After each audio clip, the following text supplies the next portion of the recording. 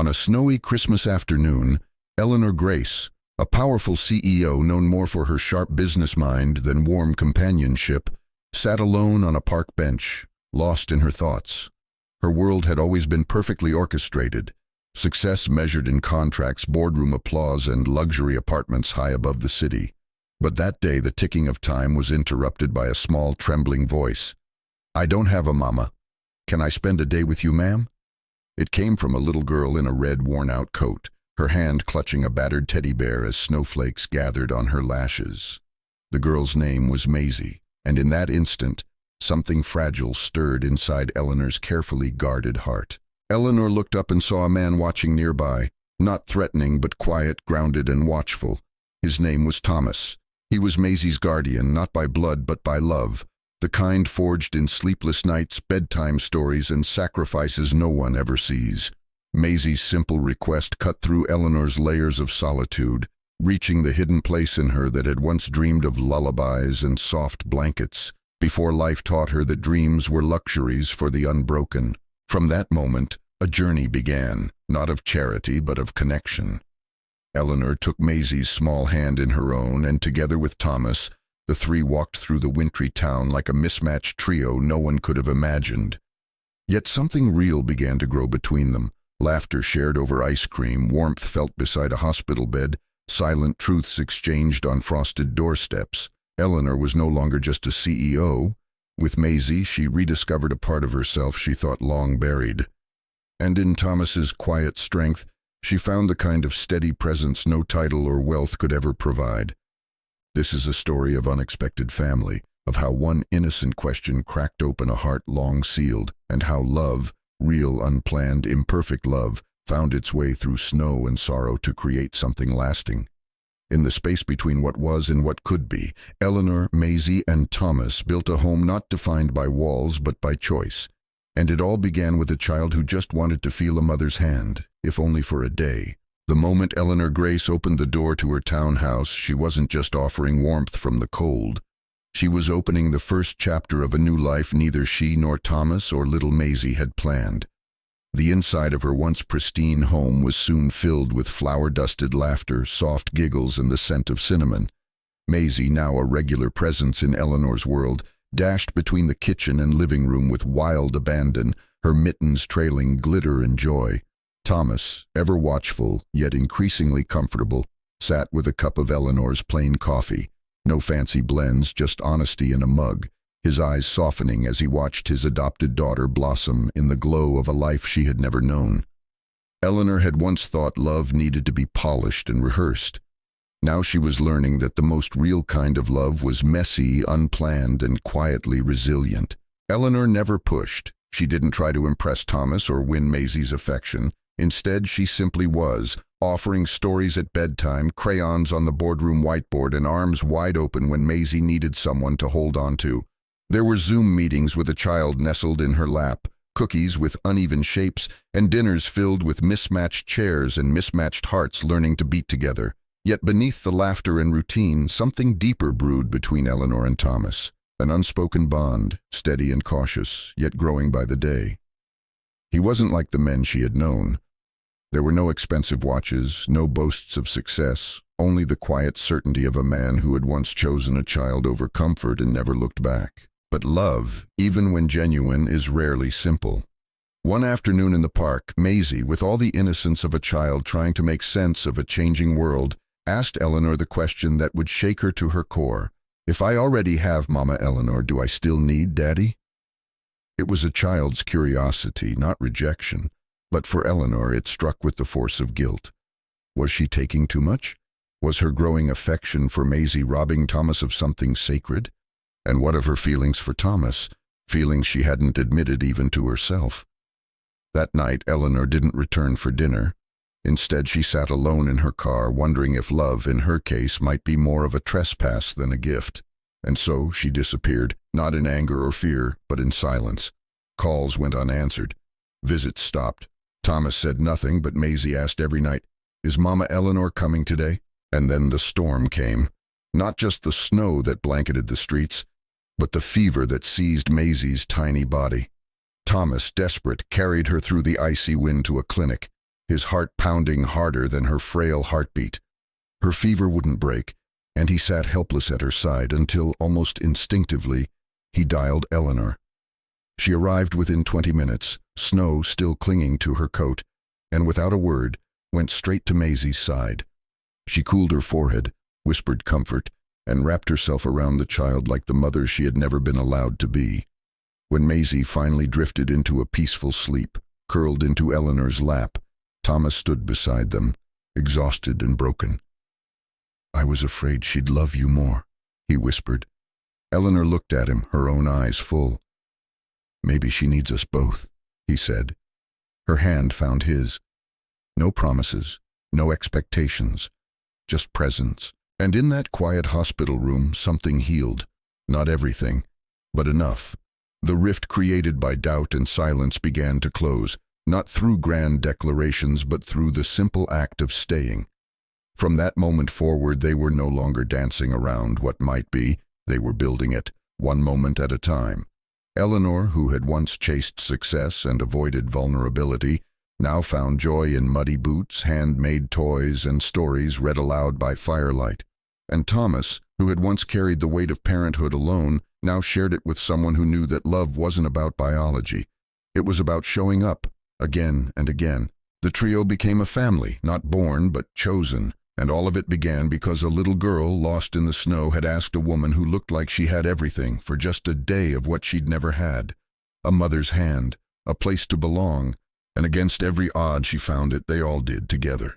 Charles had never planned to become a father, let alone to a child who arrived not through love or marriage, but through the stillness of a snowy night and the silent plea of a smudged note. It had been a regular evening when he returned home from work, tired, cold, and preoccupied with thoughts of whether the boiler would survive the winter. But everything changed the moment he saw the small wicker basket at his doorstep. Inside, wrapped in a fraying pink blanket, was a baby girl, no more than a few weeks old, blinking up at him with wide, frost-blue eyes. She had no name, no explanation, just a piece of lined paper with shaky handwriting that read, "Please don't hate her." The snow fell silently around him, muffling the chaos now erupting inside his chest. Charles had never held a baby before. He had no idea how to change a nappy, mix formula, or decode the meaning behind newborn cries. But in that moment, something in her calm, unblinking gaze pierced through every layer of doubt and fear. Walking away was not an option. She was alone. And so was he. Maybe, just maybe, they were meant to save each other. That night was a blur of Googling feeding schedules and swaddling techniques, of pacing in circles while singing lullabies he barely remembered from childhood. He gave up his full-time job at the hardware store.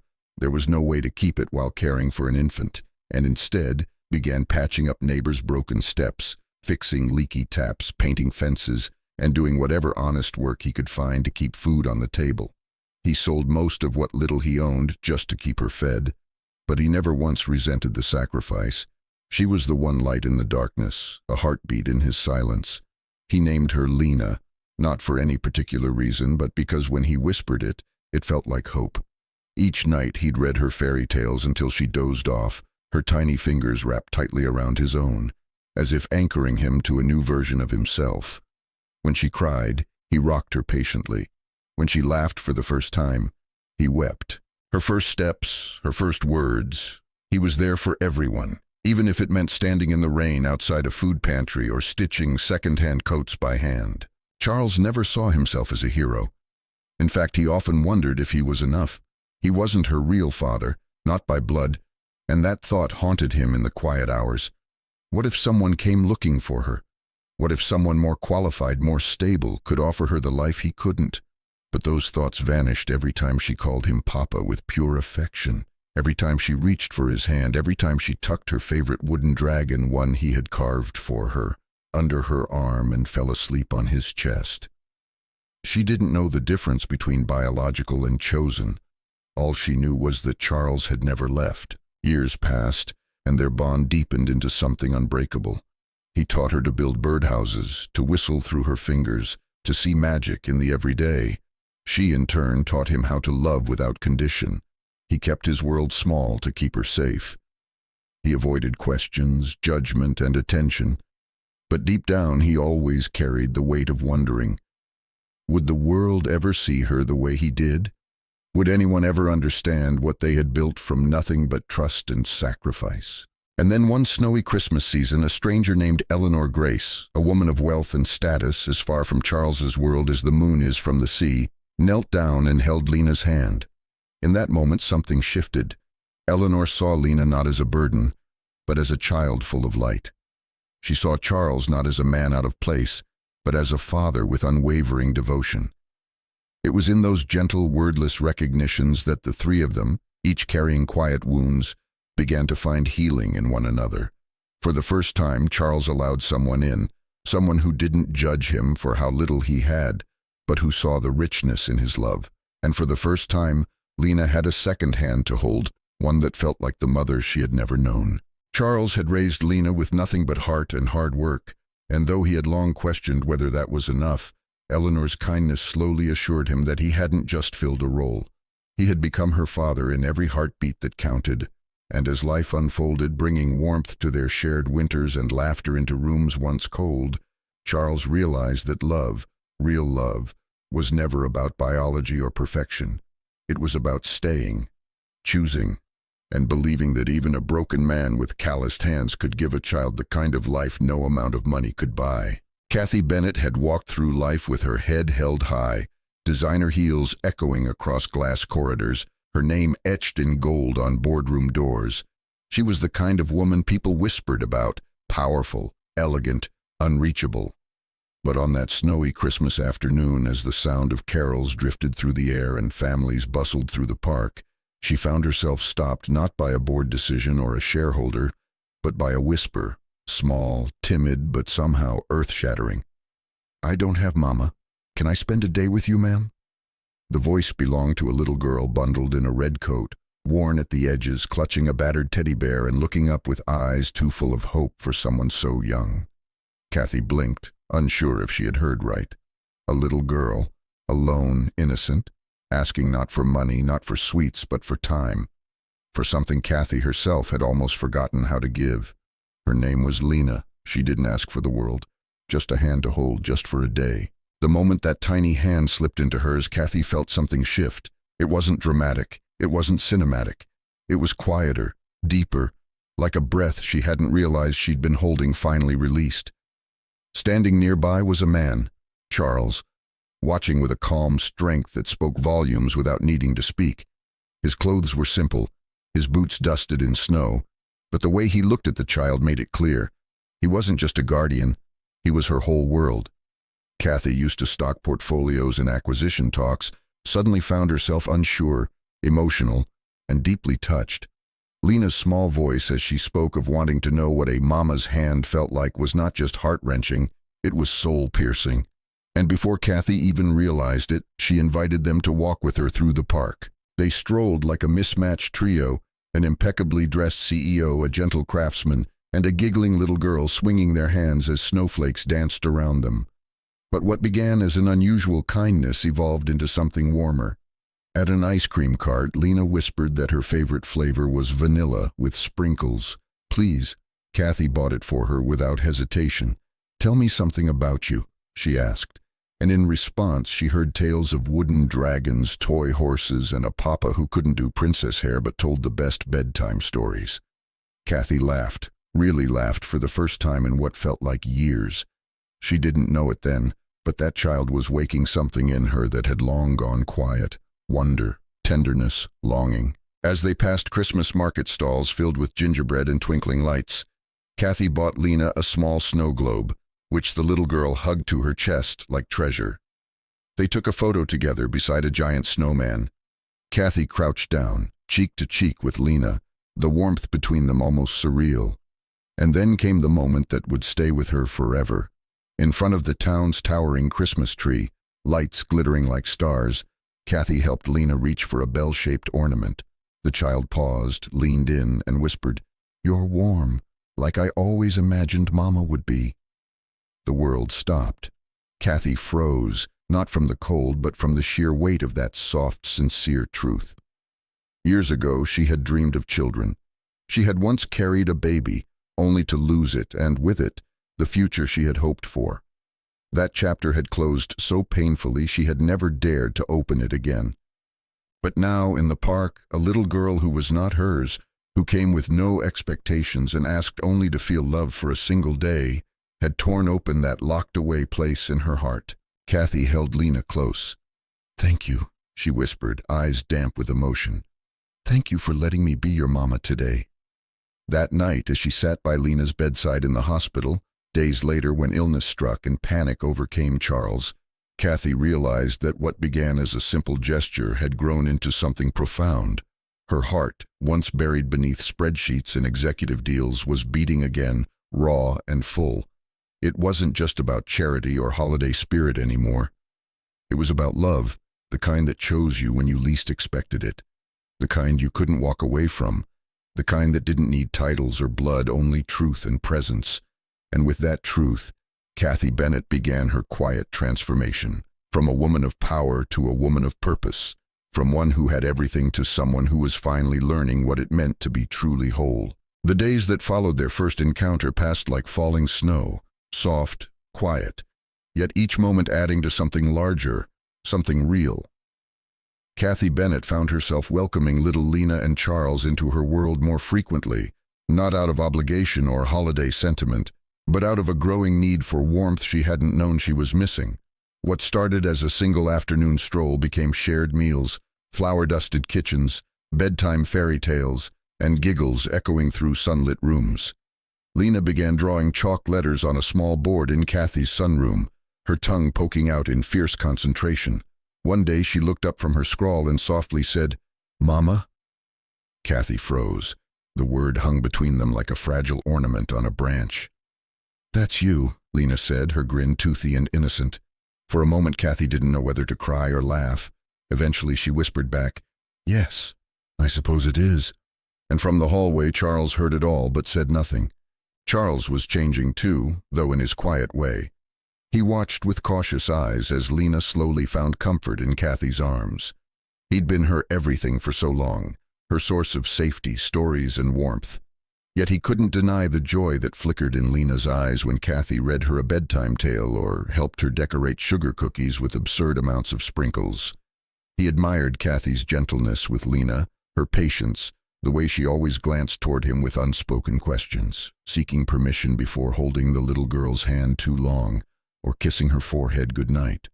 She was careful not to overstep, but feelings rarely asked for permission. And whether Charles wanted it or not, a rhythm had formed between them. They were becoming something that resembled family, not in a dramatic, defined way, but in the soft familiarity of routines. 3 mugs of cocoa, 3 sets of laughter around a shared table, 3 different hearts learning how to beat as one. Still, Kathy struggled with uncertainty. Her world had never prepared her for this kind of vulnerability. Business deals she could control, board meetings she could master. But love, it terrified her. One afternoon, while lying on the grass with Lena in the park, the little girl asked, "If I already have Mama Kathy, do I still need Daddy?" The question struck Kathy like a gust of cold wind. Her breath caught. "You will always need your daddy," she replied softly. "He's your home." But that moment shattered something in her, because deep down she feared she was becoming too important to Lena, too close. That night she didn't come to dinner. She left a message instead. She needed space. Charles didn't question it, but in her absence, Lena asked daily, "Is Mama Kathy coming?" And he always smiled gently and replied, "Maybe tomorrow." The days turned into weeks, and Kathy sat in her apartment unsure what to do with the truth pressing on her chest. Was her presence in Lena's life a gift, or was it quietly stealing something sacred from Charles? The more she asked herself, the more afraid she became. Then came the storm. Lena fell ill. Her fever spiked. Snow howled outside. Charles bundled her in every layer he could find and carried her through the blizzard to urgent care. As Lena whimpered on the hospital bed, Charles called Kathy without even realizing it. The phone rang only once. She arrived 20 minutes later, snow clinging to her coat. She said nothing, simply knelt beside Lena and took her hand. "Mama's here," she whispered. Charles stood back, watching the 2 girls who had become his world melt into each other. For hours, Kathy stayed by Lena's side, holding her, comforting her, singing lullabies. When Lena finally drifted into peaceful sleep, her body curled on Kathy's lap like it belonged there, Charles approached quietly. "I was afraid she'd love you more," he admitted, "but now, I know. Maybe she needs us both." Kathy reached for his hand. She didn't speak. She didn't need to. Her fingers curled around his, firm, steady. The silence between them wasn't cold. It was healing. For the first time, they both allowed themselves to believe that maybe this wasn't just a chapter in their lives. Maybe this was the beginning of a story written not in grand declarations, but in the small, sacred moments of a chosen family finding its way home. Kathy Bennett had always believed that the hardest part of opening herself to love would be fear, but she was wrong. It wasn't fear that made her step away. It was guilt.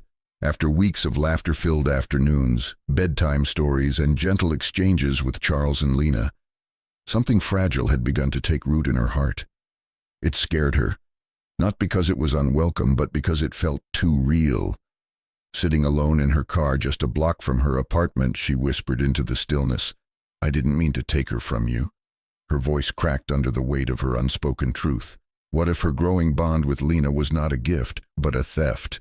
What if every time Lena reached for her hand or called her Mama Kathy, it chipped away at Charles's rightful place in the girl's life? And what if her feelings for Charles weren't as one-sided as she pretended?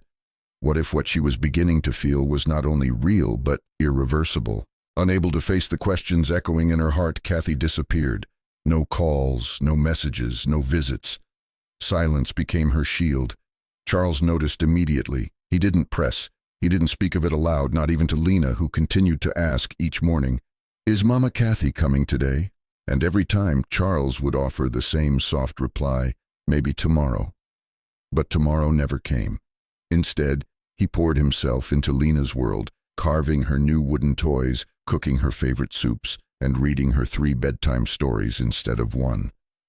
He laughed louder during the day, but at night, after Lena had fallen asleep clutching the teddy bear Kathy once gave her, he sat at the kitchen table in silence, wondering what he had done wrong.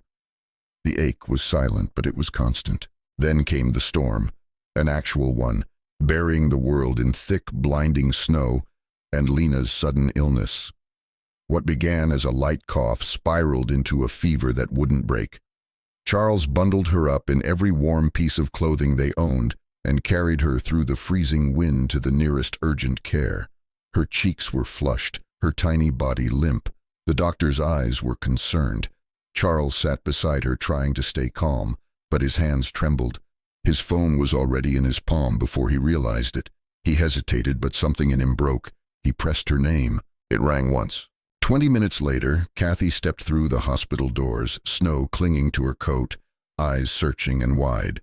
She didn't speak. She simply walked straight to Lena's side, took the little girl's burning hand in hers, and pressed a cool cloth to her forehead. "It's going to be okay, sweetheart," she whispered. "Mama's here." Charles watched, breath caught in his throat. She hadn't hesitated. She hadn't blamed. She was just there. For hours, they stayed like that. Kathy holding Lena, humming lullabies with her head bowed low, while Charles sat close, helpless but no longer alone. When Lena finally drifted into a deeper sleep, her tiny body curled in Kathy's lap, Charles sat beside them and murmured, "I was afraid she'd love you more." Kathy's breath caught. She looked up at him, eyes wide, but he continued, voice cracking gently, "But now, I think she needs us both." Kathy didn't reply with words. She didn't need to. She reached for his hand, her fingers curling tightly around his. The weight of the past weeks, the guilt, the fear, the silence, dissolved in that single touch. In the hush of the hospital room, the warmth of Lena's small body between them and the shared exhaustion in their eyes, something mended, not perfectly, not completely, but enough. And in that quiet, Charles understood. Kathy hadn't walked away because she didn't care. She had walked away because she cared too much. She had tried to protect them, from herself, from a love she feared she didn't deserve, from the past that whispered she'd never truly be a mother. But in that hospital room, watching her hold Lena like the world depended on it, he saw the truth. Kathy wasn't taking anything away from them. She was becoming a part of them, not replacing, not removing, just becoming. Sometimes love doesn't ask to be invited. It arrives in the middle of a snowstorm, in a whisper over a sick child's bed, in a hand held tightly after weeks apart. It shows up when it matters most, and sometimes that's all that counts. And in that small, sterile room, beneath fluorescent lights and soft lullabies, 3 hearts, once strangers, began to beat again in time, stronger, steadier, together. After the night in the hospital when Kathy held Lena close and whispered that Mama was here, something shifted in their world. Not dramatically, not with sweeping declarations or perfect closure, but with quiet consistency. Kathy didn't vanish again. She returned not just to Lena's side, but to the fragile rhythm of a life that had once scared her with its simplicity and emotional weight. This time she moved more carefully. There were no grand gestures or promises, just small, thoughtful moments. She didn't try to reclaim the days she'd missed or act as though her absence hadn't caused pain. Instead, she let her actions speak. She brought homemade soup, books for bedtime, and a quiet presence that didn't demand to be noticed but offered comfort by simply being there. And Charles noticed. He noticed how Lena smiled more when Kathy walked in the door, how she reached for both their hands when crossing the street, and how her drawings now featured 3 figures instead of 2, a tall man, a little girl, and a woman with golden hair. Kathy was mindful. She never interrupted Charles's routines with Lena. She asked before tucking her in, always glancing for his silent approval before taking on tasks that had once been his alone. Yet in those moments of deference, something unspoken began to pass between her and Charles. A glance across the kitchen when Lena laughed, a quiet nod as they watched her sleep, a shared cup of tea that lingered longer than it should have, neither of them quite ready to leave the warmth of the other's presence. Kathy admired how grounded Charles was, how he didn't fill silences with empty words, how his hands were steady even when life wasn't, how his love for Lena was written into everything he did, from the way he carved wooden toys to how he remembered exactly how much cinnamon she liked in her oatmeal. For Charles, Kathy was a surprise he hadn't planned for but found himself grateful for every day. She had stepped into his life like a whisper and stayed like a heartbeat. He admired her strength, not the kind she wielded in boardrooms, but the kind it took to walk into their world and ask to belong. He watched how she knelt to Lena's level, how she gently brushed glitter from her cheeks, how she laughed freely now, full and unguarded, not the polished laugh from magazine covers. Yet he still held back. He didn't know if what he felt was welcome. His world had been Lena, and now it included Kathy too. But the line between love and intrusion felt thin. He didn't want to overstep, didn't want to blur the boundaries they had never clearly defined. And Kathy? She knew she was falling, not just for Lena, but for the man who had built a life from broken pieces and never once complained about the weight. She saw the way his eyes softened when Lena giggled, how his voice turned to velvet when telling bedtime stories, how he lingered in the doorway just a little longer when she was near. But she was afraid that what they had wasn't real, or that it wasn't hers to claim. Afraid that if she reached too far, she'd take something that wasn't meant for her. And so she held back too, offering smiles instead of confessions, silence instead of questions, and soft goodbyes when she wanted to stay. But feelings do not ask for permission. They grow in quiet spaces. They fill the air between 2 people who see the same child as their whole world. They bloom not in the loud moments, but in the silent ones.